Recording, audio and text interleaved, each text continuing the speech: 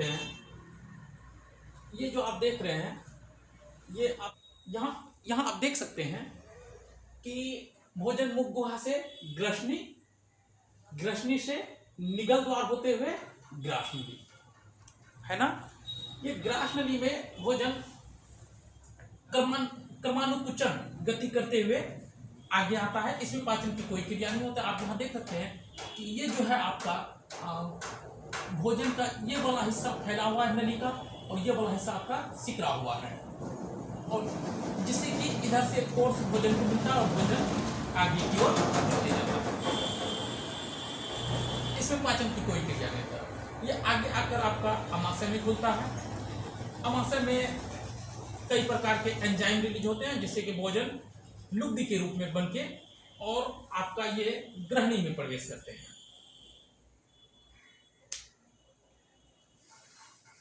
ग्रहणी में आप देख सकते हैं कि ये जो लीवर है, लीवर इस आहार नाल का हिस्सा नहीं होता है, आहार नाल में नहीं होता है। यानी कहने का सेंस ऐसा है कि ये जो लीवर और पेनक्रियाज, पेनक्रियाज बोले तो अग्नाशय, लीवर और अग्नाशय आपका आहार नाल के अंग नहीं है, ये आहार नाल से जुड़े रहते हैं एक नली के द्वारा, है ना। तो यहाँ आप देख सकते हैं ये ग्रहणी में एक पाइप के माध्यम से जो है, इसमें बहुत सारा, सबसे बड़ा ग्रंथि हम लोग का लीवर का, हम लोग का शरीर का जो सबसे बड़ा ग्रंथि वो लीवर है वो, और सबसे ज्यादा पित्त रस का ये स्राव करता है। जो पित्त रस यहाँ से आपका इस ग्रहणी में प्रवेश करता है, जो एक्स्ट्रा पित्त रस बच जाते हैं इसे देने के बावजूद, वो आपका फिर ये पित्ताशय में स्टोरेज हो जाते हैं। इसका मुख्य रूप से काम होता है कि भोजन को अम्लीय माध्यम से क्षारीय माध्यम में ले जाना, और ये पेनक्रियाज उस क्षारीय माध्यम पर फिर काम करके भोजन को पचाने का काम करता है। भोजन इसके बाद इस ग्रहणी से होते हुए आपका छोटी आंत के जेजुनम में प्रवेश करते हैं। भोजन ग्रहणी से होते हुए जेजुनम में प्रवेश करते हैं। यहाँ पर भी भोजन का कुछ पाचन होता है। उसके बाद भोजन फिर फाइनली छोटी आंत के अंतिम हिस्सा यहाँ, यानी कि सबसे बड़ा हिस्सा इलियम का होता है। इलियम में, इलियम से भी कुछ एंजाइम रिलीज होते हैं और इलियम में भोजन का पाचन पूर्ण हो जाता है। अब वो पाचित भोजन जिससे जो पौष्टिक पदार्थ प्राप्त होते हैं, इलियम में कुछ माइक्रोविलाई आकार का संरचना पाया जाता है, जो उस पौष्टिक पदार्थ को अवशोषित कर पूरा, यानी कि माइक्रोविलाई संरचना पाया जाता है। उन संरचना में ब्लड सेल्स आकर रहते हैं। वो ब्लड सेल पौष्टिक पदार्थ को अवशोषित कर पूरे शरीर में फैला देता है। क्लियर ना। यानी कि भोजन का पाचन आपका छोटी आंत में फाइनली हो जाता है। छोटी आंत में कुछ माइक्रोविलाई पाया जाता है, आप आसानी से देख सकते हैं। ये माइक्रोविलाई है। इस माइक्रोविलाई के सिरे पर ब्लड सेल्स आकर रहते हैं, और ये ब्लड सेल्स इस ग्लूकोज को अवशोषित कर संपूर्ण शरीर, आपको पता है ब्लड सेल संपूर्ण शरीर में चक्रण कर रहा होता है, संपूर्ण शरीर में ये आपको पहुंचा देते हैं। और आपको ये भी पता होना चाहिए कि हम लोग का शरीर में जो है ना, हृदय ब्लड को पंप करते हैं, वो एक बार जो पंप करते हैं ना, तो लगभग 70 ग्राम ब्लड को पंप करते हैं। तो 1 मिनट में वो 72 बार पंप करते हैं। तो इस हिसाब से आप अनुमान लगा लीजिए 70 गुना 72, यानी कि 5,040, यानी कि 5 लीटर 40 ग्राम ब्लड को वो सर्कुलेट कर रहे हैं। हमारे शरीर का लगभग पूरा ब्लड को वो सर्कुलेट कर लेते हैं 1 मिनट में। अर्थात कह सकते हैं कि ब्लड 1 मिनट के अंदर जितना भी ग्लूकोज, वो 70 ग्राम थोड़ा ग्लूकोज लेकर पूरा शरीर को आंशिक मात्रा में पहुंचा सकते हैं।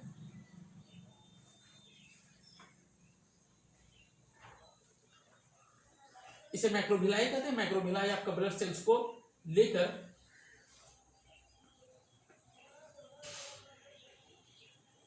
मैक्रोविलाई यानी कि ग्लूकोज को लेकर पूरे शरीर में छिड़ियाने का काम करते हैं ब्लड सेल्स। और ये अपशिष्ट पदार्थ आपका बड़ी आंत के फर्स्ट हिस्सा सीकम में प्रवेश कर देते हैं। यहाँ आप देख सकते हैं अपेंडिक्स। इसके बाद फिर ये कोलम, कोलम से फिर रेक्टम, रेक्टम से हम लोग इसे समय समय पर बाहर कर देते हैं। यह आपका टोटली फाइनली हो गया पाचन का प्रोसेस। पाचन का प्रोसेस, अब इसे आपको हम थ्योरी में पढ़ा चुके हैं। अब इससे रिलेटेड जितने भी क्वेश्चन आंसर हैं आप उसे खुद से यूज कर सकते हैं। आपको सिर्फ उस दिक्कत यहाँ होगा कि कौन सा एंजाइम किस पर कार्य करता है। तो हम जो नोट्स देंगे आपको, उस नोट्स में सब बाइफैक्टर आपको हम बताए हुए हैं। अब नोट्स को देख लेते हैं। आपको एक क्वेश्चन आएगा, जीवों के लिए पोषण क्यों अनिवार्य है। तो इसे आपको रटना नहीं है, आपको इसे सोचना है कि पोषण से हमें क्या क्या मिलता है। हम लोग जब भोजन करते हैं तो उसका पाचन से हम लोग को एनर्जी मिलती है। हमारे शरीर में जो प्रत्येक दिन लाखों कोशिका टूटते हैं, उसके मरम्मत के लिए पौष्टिक तत्व मिलते हैं, पौष्टिक पदार्थ मिलते हैं, जिससे उन कोशिकाओं का मरम्मत होता है। तो ये आपका मोटा मोटी इसका आंसर हुआ। तो आप इसको सजा कर, आप ऐसे तो लिख नहीं सकते, इसको सजा कर लिखना है। आपका आंसर क्वेश्चन क्या है, एकमात्र वह विधि है जिसके द्वारा जीव पोषक तत्वों को ग्रहण कर ऊर्जा तथा कोशिकाओं के मरम्मत के लिए आवश्यक पदार्थ की प्राप्ति करते हैं। अतः जीवों के लिए पोषण अनिवार्य है। आपको कोई जरूरी नहीं है यहाँ पर जो आंसर है उसी आंसर को देखिए। हाँ, आप जो है कि एक पैराग्राफ ले सकते हैं, एक मोटा मोटी खाका बना सकते हैं कि आंसर हमको इतना से इतना तक में देना है, लेकिन शब्द ये नहीं होना चाहिए। इतना रटने में आपको बहुत परेशानी होगा। आप शब्द अपने से निर्माण कीजिए, और पढ़ाई का यही सटीक तरीका है। आपको इतना चीज नहीं रटना है, आपको मोटा मोटी थॉट्स को समझना है। आपका मस्तिष्क आपको क्या क्या चीज निकाल कर दे पा रहा है उसे समझना है, क्योंकि आपके लाइफ में भी ये आपका, अगर हम इसको, इस क्वेश्चन को समस्या मान लें और इसको निवारण मान लें, तो आप मोटा मोटी अगर देखें तो आपके लाइफ में भी समस्या आता है, तो वहां तो आपको कोई आंसर निकाल कर नहीं दिया होता है। तो उस कंडीशन में क्या, आप उसका निवारण अपने से ढूंढ रहे होते हैं। ठीक उसी प्रकार यहाँ भी आप अगर इस क्वेश्चन का निवारण अपने तरीके से ढूंढ लेते हैं, तो आपके जीवन में जो समस्या होगा उसका निवारण भी आप बहुत ही अच्छा से ढूंढ पाएंगे। यानी कि आपका गृहस्थ जीवन तगड़ा हो जाएगा, क्योंकि आपको वो लाइफ जीने के लिए यहाँ पर ही धनुर्धर बनाया जाता है। कुछ स्टूडेंट ऐसे होते हैं जो कि क्वेश्चंस को जो है ना, कुछ स्टूडेंट ऐसे होते हैं जो कि क्वेश्चंस को यानी कि आंसर को रट लेते हैं। अब उसको पूछे तो ये हूबहू चीज वो बता देंगे, तो यानी उसका मस्तिष्क किसी क्वेश्चन का सॉल्यूशन अपने तरीका से नहीं कर रहा होता है। तो उस कंडीशन में ये होता है कि वो, आप सुने होंगे गांव में कि पढ़ा लिखा गवाह, वो इस टाइप का मनुष्य होता है। उसको जो सॉल्यूशन बना कर दिया गया है वही चीज को वो जान पाएगा, अपने तरीके से सॉल्यूशन ढूंढने का उसे आता ही नहीं है। तो मैं आपको एक सोचने वाला प्राणी बनाना चाहता हूँ, न कि एक रटने वाला प्राणी। इसलिए एजीएसआरसी कई मायने में आपके लिए बहुत ही उपयोगी है। यहाँ पर आपको पहले कॉन्सेप्ट समझाया जाता है थ्योरेटिकली, फिर उस कॉन्सेप्ट को आप याद रख सकते हैं। इसके लिए आपको एनिमेशन दिखाया जाता है विभिन्न चरणों में, ताकि आप चीज को कहानी के तरीके से याद रख सकें। और इन क्वेश्चंस में जो इम्पोर्टेंट लाइन है उसको ऑब्जेक्टिव के तौर पर बुक के बीच बीच से निकाल कर उसे आपकी कॉपी में नोट करवाया जाता है, ताकि आप हर क्वेश्चंस का आंसर अपने तरीका से दे सकें।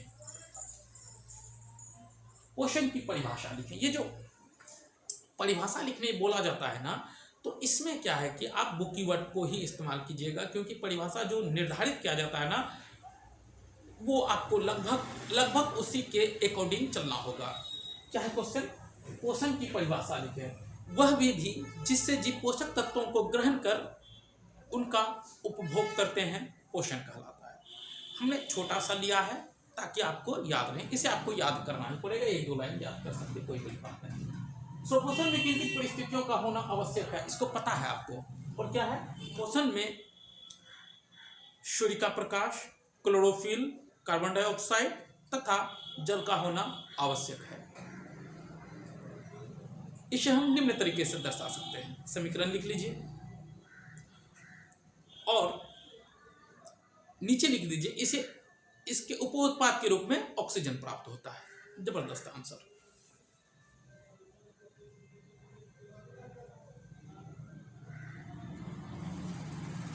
आपको सिर्फ ये इक्वेशन लिखना है, ये इक्वेशन लिखने की कोई जरूरत नहीं है। नीचे वाला ये दो लाइन आप लिख सकते हैं, ये लाइन लिख सकते हैं, इस अभिक्रिया के पश्चात बनने वाला ऑक्सीजन गैस है। या फिर आप लिख सकते हैं इसे इसके उप उत्पाद O2 है, ऑक्सीजन है। यहां प्रपोषण से आप क्या समझते हैं, है ना, आपका लघुत्तरी प्रश्न है, आपको पूछा गया है प्रपोषण से आप क्या समझते हैं, तो इसका आंसर आप बहुत ही सटीक तरीके से दे सकते हैं। प्रपोषण एक ऐसा विधि है जिसमें जीव स्वयं से अपना भोजन निर्माण नहीं कर पाता है, वह भोजन के लिए किसी अन्य जीव पर निर्भर रहता है। पोषण की ऐसी प्रक्रिया को हम लोग प्रपोषण कहते हैं। पोषण की यह विधि प्रपोषण कहलाता है ना। मृतजीवी पोषण किसे कहते हैं, आपका एक क्वेश्चन है, मृतजीवी पोषण किसे कहते हैं। ऐसा पोषण जिसमें जीव किसी अन्य जीवों के शरीर से अपना भोजन घुलित कार्बनिक पदार्थ के रूप में अपने शरीर की सतह से अवशोषित करते हैं, ऐसे पोषण को मृतजीवी पोषण कहते हैं। प्रकाश संश्लेषण एक ऐसी प्रक्रिया है जिसमें पौधे क्लोरोफिल की सहायता से सूर्य के प्रकाश को अवशोषित कर छोटे छोटे अकार्बनिक पदार्थ को विघटित कर एक अपने भोजन के रूप में एक बड़े कार्बनिक पदार्थ का निर्माण करते हैं। इस प्रक्रिया को प्रकाश संश्लेषण कहते हैं। पत्तियों को प्रकाश संश्लेषी अंग क्यों कहा जाता है, पत्तियों को प्रकाश संश्लेषी अंग क्यों कहा जाता है, इसको आप ऐसे देख सकते हैं। अंग, अंग से मतलब ये पूरा शरीर, और अंग में बहुत सारा अंगक जुड़ा रहता है। जैसे कि हमारा इस अंग में हाथ पांव एक अंगक है, हाथ का काम होता है चीज़ों को उठाकर इधर से उधर करना, खाना खाना वगैरह वगैरह। ये हाथ नहीं भी रहेगा तो हम अपना जीवन यापन कर सकते हैं।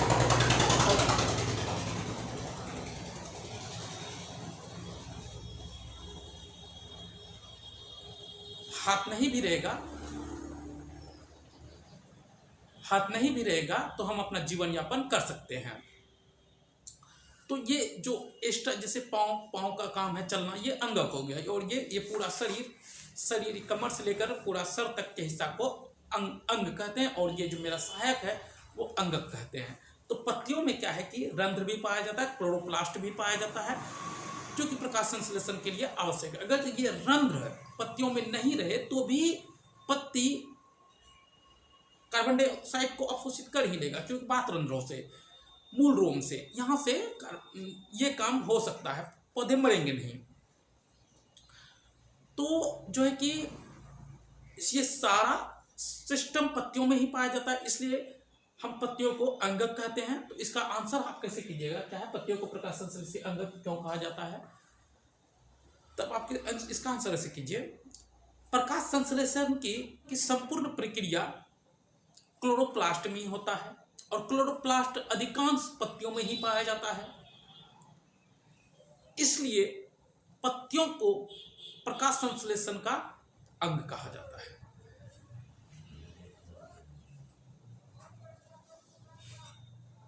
भोजन के पाचन से आप क्या समझते हैं।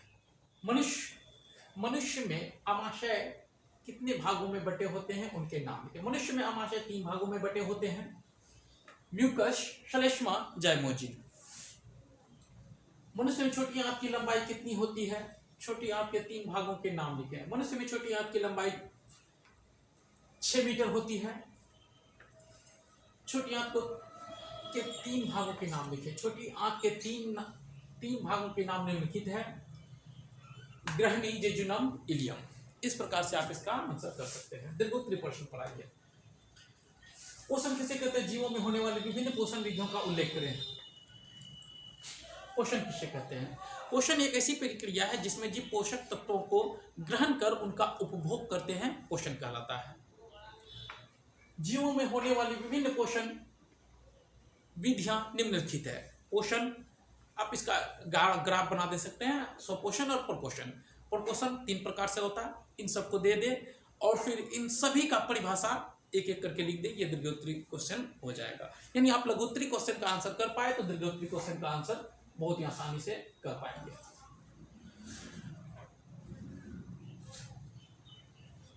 प्रकाश संश्लेषण प्रक्रिया को संक्षेप में समझाएं। प्रकाश संश्लेषण प्रक्रिया को आप जबरदस्त तरीके से आप समझा सकते हैं। वो पिछले वाला वीडियो में हम इसको बहुत जबरदस्त तरीके से फाइंड आउट किए हैं, आप पीछे वाला वीडियो देख लें। इधर सारा क्वेश्चन आपका लगभग हो ही चुका है। ये सारा क्वेश्चन हम पिछले वाला वीडियो में करा चुके हैं, तो मुझे नहीं लगता है कि इसमें फिर कराना चाहिए। अब है क्या कि इसका तैयारी आप इतना तो आप रट नहीं सकते हैं, और आपको रटना भी नहीं है। ये अगर आप इतना रट लें तो वो आपका स्मार्ट वर्क नहीं है, उसमें आपका बहुत ज़्यादा हार्ड वर्क हो रहा होता है। तो स्मार्ट वर्क कैसे करें? इसके लिए क्या होता है कि आपको हम एक समरी तैयार किए हुए हैं। ये आप देख सकते हैं,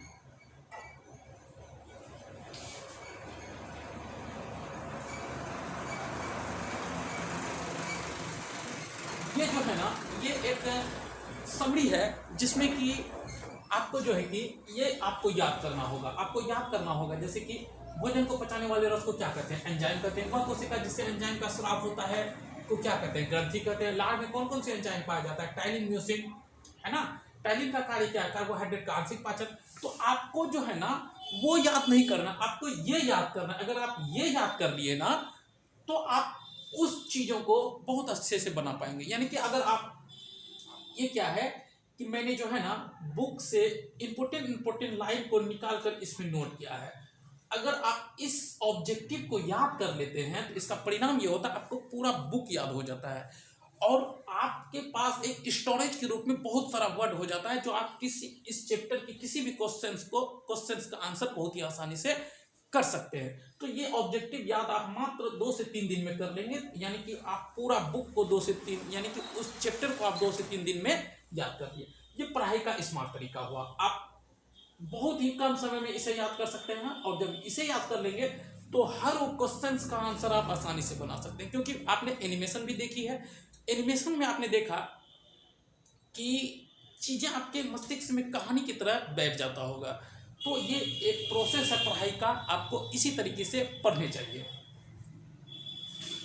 आप, अगर आपको नोट्स की जरूरत है तो मेरा एक नंबर है 9110905923। इस नंबर पर व्हाट्सएप करें, और आपको नोट्स की जरूरत है तो आपको ये नोट्स अवेलेबल हो जाएगा, और आपकी पढ़ाई में ये बहुत सहायता होगा। ये एक 5th जनरेशन एजुकेशन है।